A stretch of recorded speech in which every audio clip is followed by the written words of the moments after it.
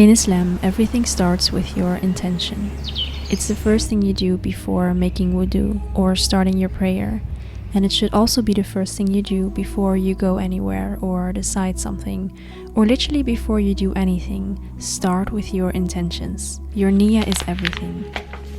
I often get the question how I balance my deen and dunya, and how I ensure that I do enough ibadah while also maintaining, for example, a tidy home or working. And the key to succeeding in this life and the next starts with the reason you have for doing something.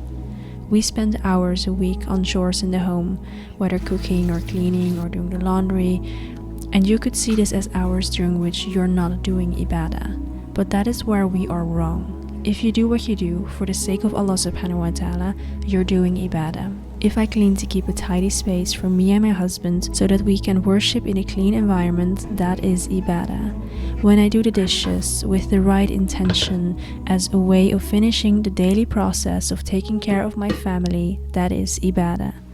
And the reason why I'm starting this video with this reminder is because the truth is Ramadan is not going to be you on your prayer mat 100% of the time. Life will go on. There's school, work, house chores, maybe kids. And the one mindset shift you need to have before Ramadan starts is that everything you do started with having your intentions in such a way that you are basically doing ibadah. And this is what I'd like to call a hasanat hack. It's so simple, but it's so important. Changing your intentions to intentions for the sake of Allah subhanahu wa ta'ala could be what gets you to Jannah. So before you, decorate your home or do another physical reset before Ramadan, let's start with the reset of our intentions. Of course, I'm bringing out my journal and I suggest you do the same. Since this is the last video of the Ramadan prep series, we have to go do some journaling prompts. And it can seem like something to ignore since journaling can be quite time consuming, but I think it's important because writing helps you slow down. Your pen will never write as fast as your mind thinks. So if we write out our intentions for this Ramadan, we have no choice but to slow down and actually reflect on what is in our heart.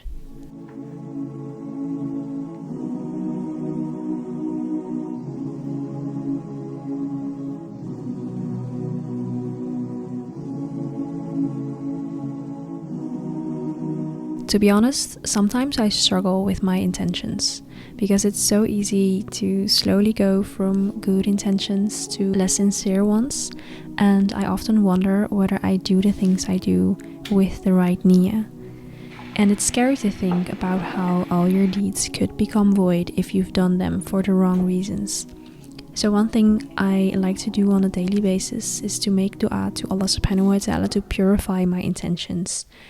I usually make this dua in my own language, but for this Ramadan, inshallah, I want to create a list of duas in Arabic that I can do daily.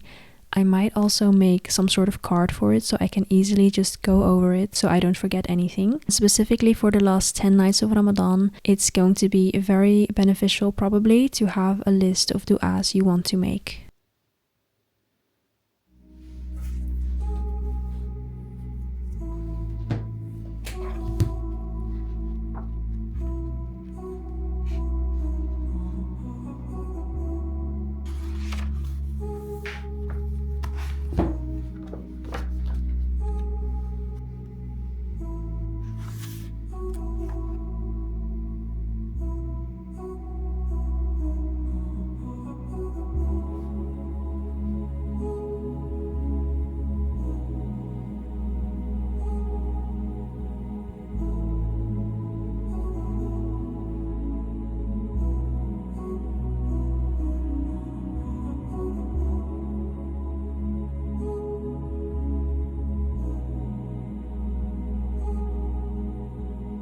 So I've written down a few du'as in my Ramadan planner, which I will take with me wherever I go during Ramadan, inshallah. I'll have these du'as with me wherever I go, which will probably be really helpful. So the first few du'as that I've written down are quite basic du'as that are applicable to each and every one of us. So I am also comfortable with sharing these. However, I would say for you as well, make sure you also have a du'a list of du'as that are really just for you, because of course, making dua to Allah subhanahu wa ta'ala is incredibly personal, and it's probably best if you keep those to yourself as well. I'm now going to make a list of du'as that are really personal, really between me and Allah subhanahu wa ta'ala, and I really suggest you do the same thing as well.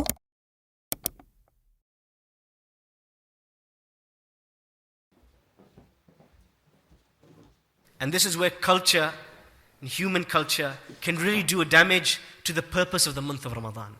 The purpose of the month is for us to go hungry.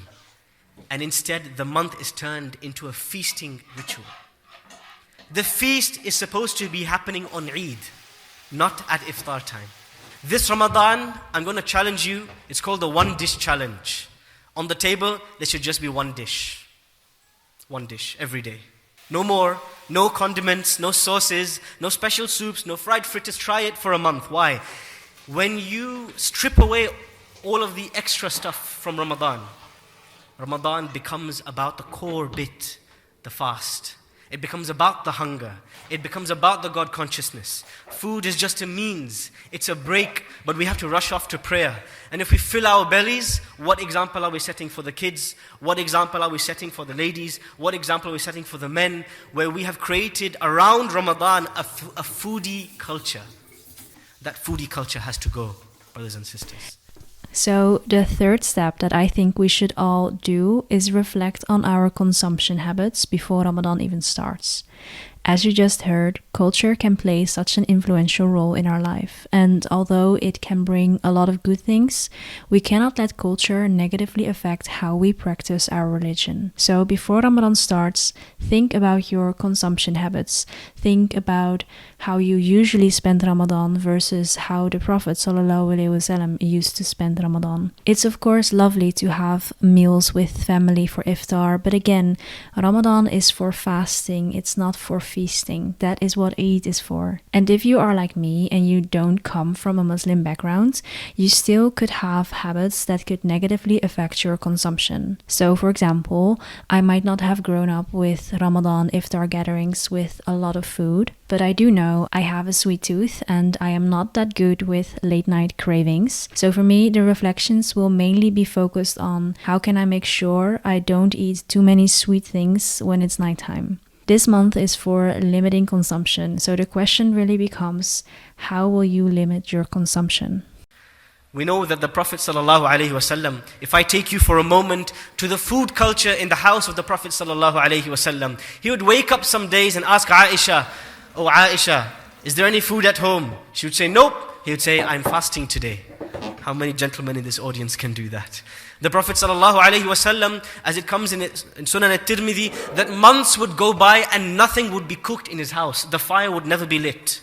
What would he live on? On dates and water, al-aswadan. Simplicity, minimize, cut it down. Live a minimal Ramadan rather than adding all of the bells and whistles to the food and to everything else that we do, the festivities, such that Ramadan becomes a month of stress and cooking and feasting, and we forget about the core, the Quran and the Salah and the Dua. So I just finished with prepping some food. It's actually going to be for tomorrow because tomorrow is a Monday, so inshallah I'll be fasting, and I thought I would prepare iftar in advance just because I recently started a new job. Say Allahumma barik. It took some time, but alhamdulillah I found a job, and it's basically going to be full-time for the next few weeks. It's kind of a big change going from sort of a housewife era to going back to work, so it has been something to get used to. It's now 9:15. I think I'll be preparing myself to get to sleep. Since tomorrow is a Monday, I do want to do a little bit of a weekly reflection session and kind of plan out the next week, and also get my clothes for tomorrow ready. If this Ramadan is going to be your first Ramadan, or if you're of course not really used to Ramadan anymore, let me remind you that Ramadan is a month in which we don't really sleep that much. So in the past few weeks, I've been really trying to get my schedule, like my sleeping schedule, in order. Specifically when it comes to waking up early, I've slowly been building up the habit of waking up sometime before Fajr to pray Tahajjud. And of course, if you want to have some food for Suhoor and pray Tahajjud and pray Fajr right on time, which are all sunnah things to do, I do recommend you to try to, kind of build that habit of waking up early. But of course, there are not that many days left, so don't feel bad if you do not have that habit, but just keep in mind that sleep deprivation is definitely something that you will probably have in Ramadan, and that's okay. It's something that you kind of give up for the sake of Allah subhanahu wa ta'ala. You worship instead of sleeping, and that is kind of the way the adhan goes in the morning. Sleep is better than prayer is better than sleep. I had it the wrong way. Prayer is better than sleep, and yeah, I just that is something you will experience during Ramadan. Let's just wind down for tonight and end the day in a nice way so that we can start the week and the next day in a nice way as well.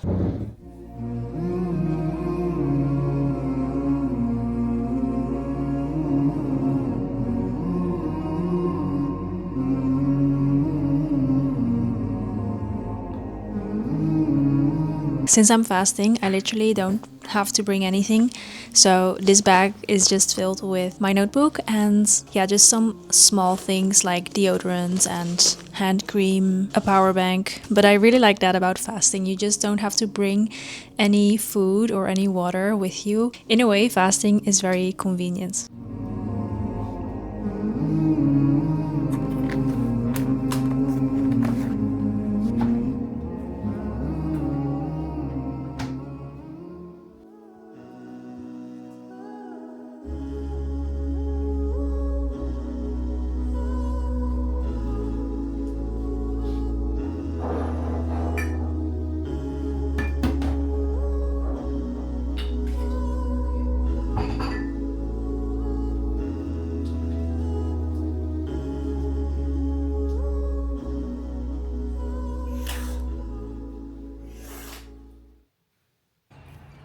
There are some people that will be forgiven before Ramadan even starts. Shahrul Maghfirah, Shahrul Rahmah, the month of forgiveness and mercy. There are some people that will be forgiven before it even starts.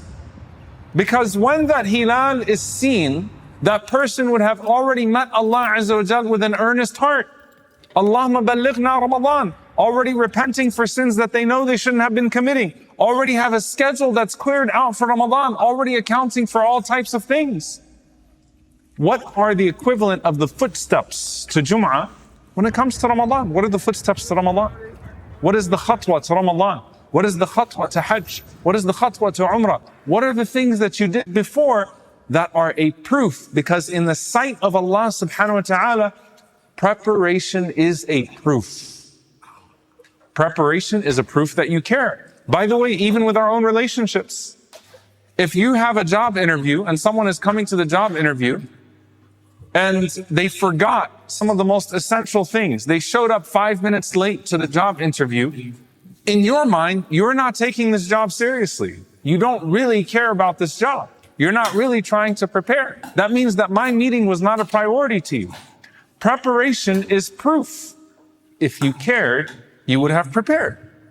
I don't know if you were listening to that lecture, but it really was a reminder that I needed, because the final step of preparing for Ramadan that I want to share with you that I got from this lecture is basically that you shouldn't prepare in a way as if you're going to start doing your deeds, such as seeking forgiveness, or also when it comes to, for example, giving to charity. You shouldn't postpone doing these good deeds until the very first of Ramadan. Need I remind you, and this is basically to myself, but you could literally die right now. And of course, it's good to have the intentions to give a lot of charity during Ramadan. Like, the intentions are important as well. That's why we started this video with setting your intentions. But we have to start right now. We're not guaranteed tomorrow. And this is definitely, like I said, a reminder to myself first and foremost. Because honestly, it's so easy to tell yourself that you will start doing something from a certain point onwards. We always say, I will start on Monday. I will start on the first of the month or the first of the year. That is kind of an arrogant way of thinking, where we think we can even reach that moment. And like the lecture or the talk just discussed, some people's sins are forgiven before the month of Ramadan even starts. So basically, seek forgiveness, give to charity, do the good deeds that you are planning to do already today. And the best way to start something, the best way to start Ramadan, is to continue doing what you have already been doing. Allah subhanahu wa ta'ala loves those deeds that are consistent. And I have always felt like there's something quite disrespectful about doing Ramadan right. So going to the mosque, giving to charity, fasting, getting rid of all your bad habits. And then once Ramadan is gone, you just kind of go back to the way you lived before. There's just something icky about doing that, like icky to say the least. So that's also going back to already starting right now with doing your istighfar, seeking forgiveness should already start right now. You will start in the best way possible, and you will also kind of rewire your mindset that this isn't just something for Ramadan. This is something to continue forever, inshallah. So that is the last thing that I wanted to say, the last step for preparing for Ramadan that I wanted to share. I will say I am no scholar, I am no body really. Definitely also check out the scholars and the actual knowledgeable people. So I really pray this was beneficial. I kind of poured my heart out into this video. I'm not sure if you could tell. So that was all for today's video. Inshallah, I'll see you in the next one. And again, may we all reach Ramadan, inshallah.